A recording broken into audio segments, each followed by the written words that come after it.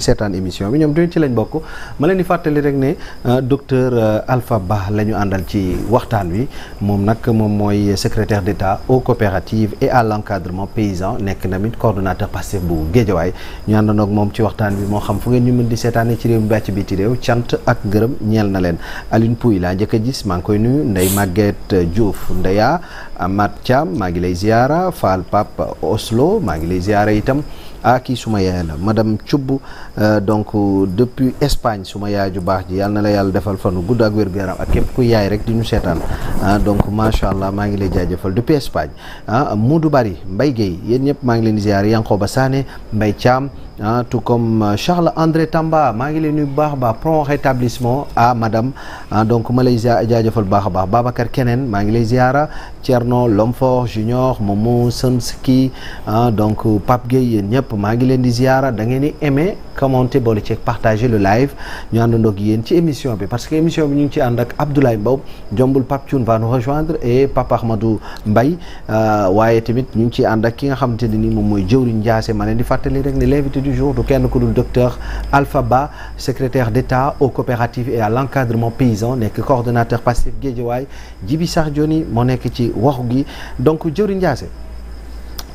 ci wàllu fi mu toll nii ginnaaw li nga xamante ne ni moom mooy jogante yi ci priorité législative yi la ñuy sampu boole ci orientation stratégique yi laataa ñuy dem nag ci domaine am moom bi mu nekk di wàllu mbay ak yooyu noonu mais parmi les priorités législatives yi ñu annoncé dafa bokk ci bon peut-être ou bien yi sénégalais yi di annoncé seen xel bokk na ci ne criminalisation de l'homosexualité waaye tamit lii di renégociation des contrats pétroliers ak itam gaziers suppression des postes su fekkee mën na nekk premier ministre ou pas loolu yëpp lu mu ci mën di nekk selon yow lan nga jàpp ne moo gën a nekk lu urgent jamono ji saa si tembe ginnaaw ba ñu noppee ci lii di élection législative yi. waaw fi mu toll nii moom Sénégal est-ce que lépp urgent de. waaw du yaramu mag la. Sénégal lépp urgent de c'est le jour fi mu toll nii moom vraiment parce que il y a des règlements de compte mais aussi il y a le travail qu'on attend quoi. te bon Sénégalais yi fi mu toll nii vraiment ñu yàkkamti nañ lu améliorer seen vie quotidienne quoi. tu vois. tout à fait oui charge yi métti na dund bi cher na. Bon jeunesse bi yàkkamti nañ amuñ liggéey. Tu vois le travail de l'emploi des jeunes kooku urgent la tu vois donc salaire yi cate na comprendre nga courant bi cher na ndox mi cher na ceeb bi cher na diwlin bi cher na yooyu moom hôpital yi gars yi buñ feebaree duñ faju yooyu yëpp ay urgent la yooyu mënul xaar. tu vois léegi nag yooyu ni mu gën a gaawee mu gën a baax. Aussi bon règlement des comptes bi moom sénégalais yi ñoo ko demandé haute cour de la justice bi pour que ñi géré woon dëkk bi nga xamante ni depuis 12 ans wala depuis 20 ans ñoo géré woon dëkk bi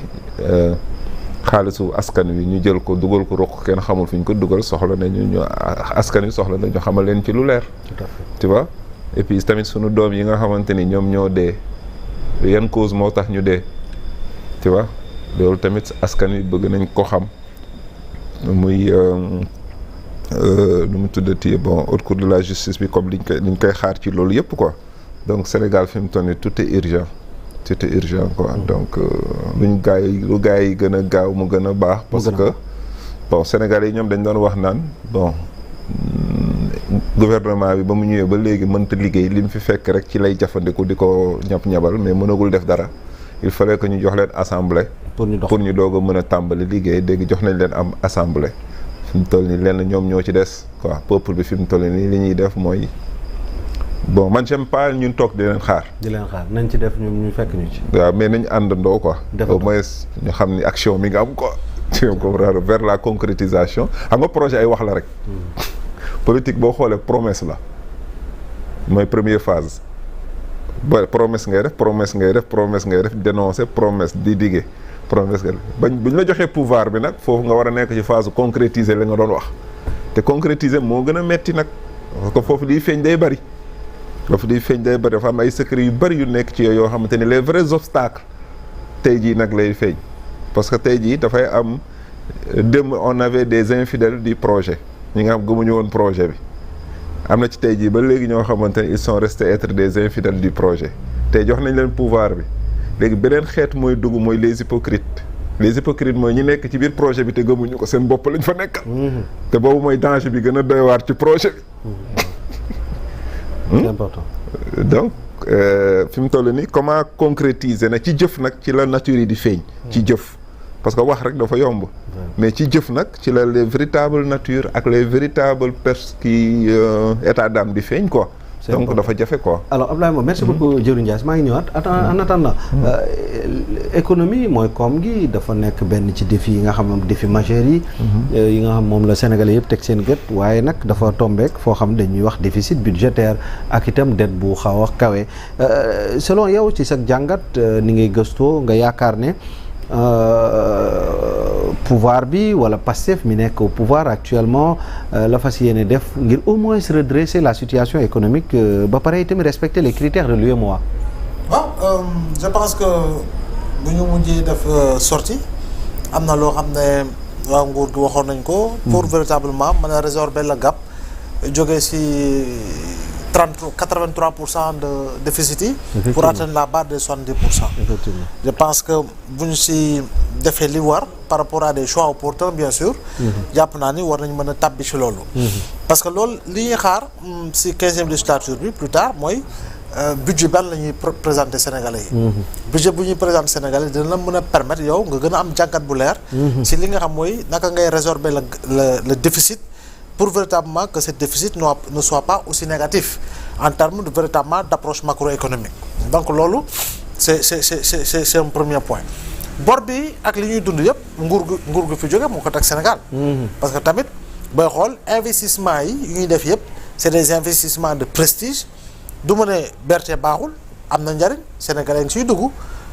gis nañu ni am na solo TER bi mënoon nañu ko xalaatee neneen. projet la mais je pense que la ñu def ci koppar ci mbir yooyu def naa ni tam war nañ ko saytu bu baax parce que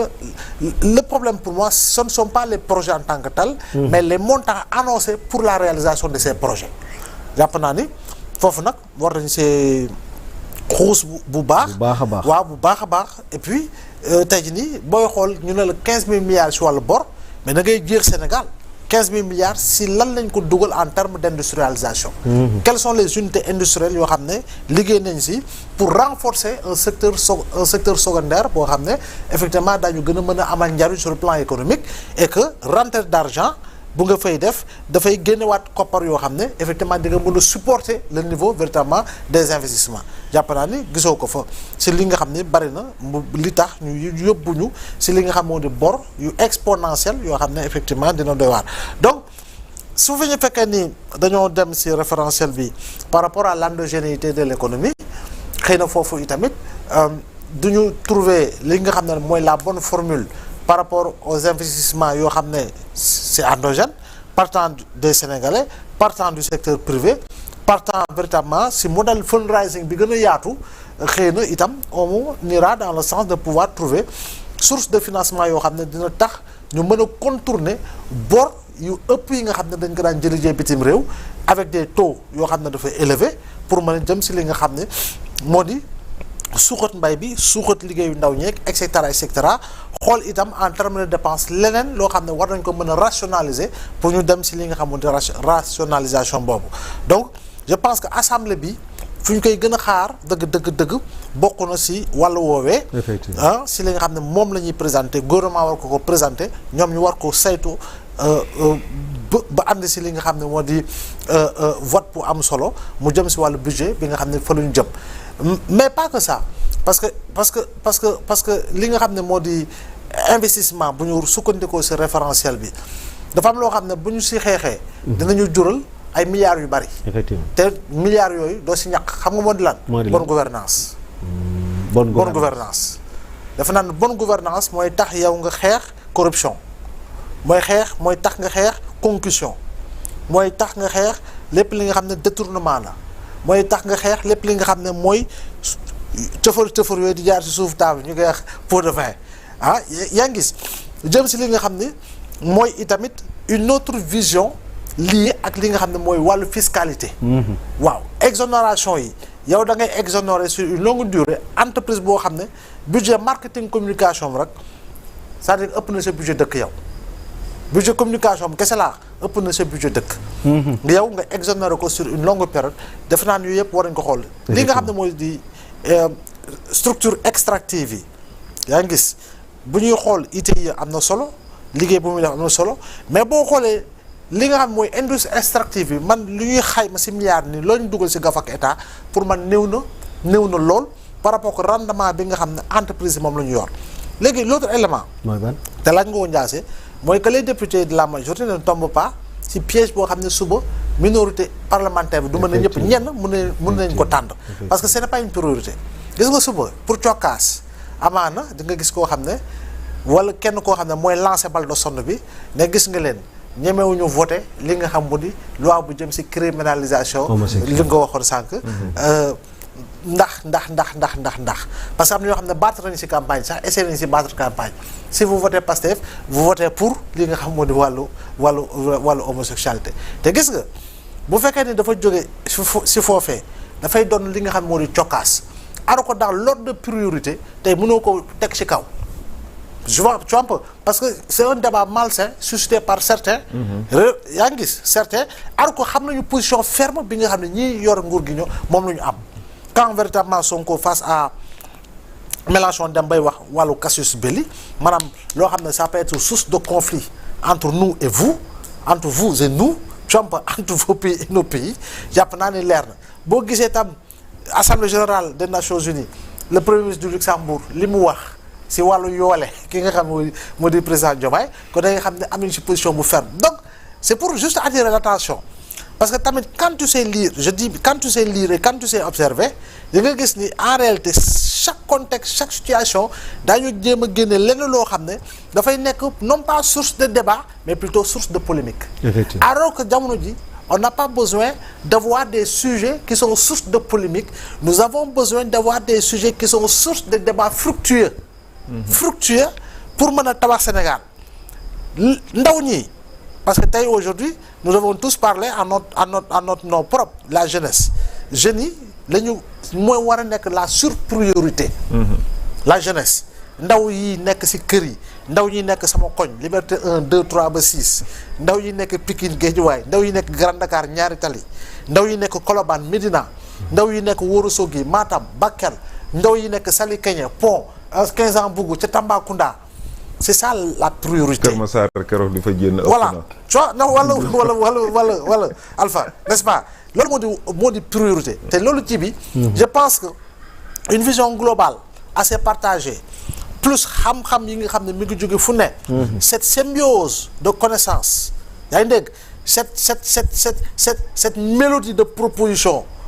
pour véritablement des résultats rythmiques je dis bien pour des résultats rythmiques il faut quand même que ñu xam ne ndaw aujourd'hui Sénégal li ñu gën a soxla mooy liggéey pour véritablement la génération actuelle mais liggéey également pour la génération future et je pense que loolu on a les moyens véritablement d'arriver à ces niveaux de transformation ba pare daañu génn si ñi nga xam ne en réalité ils ne vivent que de chantage politique ak ñi nga xam ne ils ne vivent que de manipulation et de désinformation informationnelle non damay wax rek de manière globale xëy na sax suba man dinañ ma xëy na sax am nañu monsieur peu importe mais je dis encore une fois il faut que l'on se sente sénégalais par moment gis nga États-Unis ma jeexal foofu dañoo jël seen indépendance ci guerre n'est-ce pas dañoo jël seen indépendance ci guerre n'est-ce pas guerre ak anglais yi ba ñoom ñu jël seen indépendance en 1776 ils ont élu des présidents George Washington John Adams ni ñu koy waxee Thomas Jefferson John Quincy Adams et cetera ba yegg si tey si Donald Trump mais si diggante bi le nord et le sud dañoo entrer en conflit mu jur guerre civile aux États-Unis n'est-ce pas mais guerre civile boobu ñoom bu ñu si génnee le nord et le sud dañoo lëkkaloo yaa ngi dégg pour xam ne aujourd'hui lenn la ñu am comme objectif c'est transformer le visage des États-Unis ba pare en faire un modèle de développement économique ba États-Unis nekk tey première puissance quand tu relis Alexis de Tocqueville qui te fait le récit de l'engagement du citoyen américain à bâtir les États-Unis da nga xam ne kon ñun on est encore très en retard pour vivre notre première révolution industrielle. Parce que pour man ba léegi Afrique, je ne parle pas du Sénégal, l'Afrique de manière globale n'a pas encore vécu une révolution industrielle. Et la révolution industrielle passera par l'agriculture, par la création d'emplois, par la bonne distribution des richesses, par l'exercice de mise en fin véritablement des conflits ethniques, moo xam présence djihadiste etc. Tant que yegg si suñu niveau boobu jibi on sera loin encore une fois de penser pouvoir nous développer, parce qu'aujourd'hui la vision minimaliste mooy ñi nga xam ne ñoo naan dañu dàq diw ak dàq diw. Aujourd'hui nous avons benn pensée non pas sous-régionale mais plutôt globale, et la pensée globale voudrait quand même que l'on ait un esprit beaucoup plus panafricain pour xam ni am na lu may manqué, je dois prendre ça au Ghana. Ghana am na lu muy soxla, Sénégal la ko war a jël see. Tu vois, Côte d'Ivoire am na lu mu amul da ko war a dem jëli Mali am na lu mu amul da ko war a dem tibbee Niger. Je pense que foofu nag la ñu war action yi après, parce que référentiel bi dafa ne panafricanisme. Donc yooyu yëpp boo ko si boole def naa ni war nga ko si mën a dugal. alors am na lu am solo lu mu dugal ci biir waxam moom Abdoulaye Mbow, docteur Alpha Ba, mooy lu jëm ci wàllu gestion des ressources pétrolières ak gazières nga xam te ne dañu jàpp ne lu crucial la. Alors fi mu toll nii yan mécanisme ak transparence wala yan mécanisme de transparence laa ko mën a waxee boole ci ak itam redistribution Pastef moom la fas yéene prévoir ngir sénégalais bi ci boppam mën caa jëfandikoo wala gis ci boppam ci nu mu gën a mucc ayib. xam nga côté boobu noonu jibi comme ni ko Ablaye waxee am na ci rôle boo xam ne assemblée daf ko ci war a jouer muy am na taxawaay bu mu ci war a am mooy taxawaay bu am solo. Effectivement. Parce que réew mi quoi qu'on puisse dire quel que soit politique publique yi ñu war a teg quel que soit mécanisme yi ñu teg tant que teguñu des mécanismes de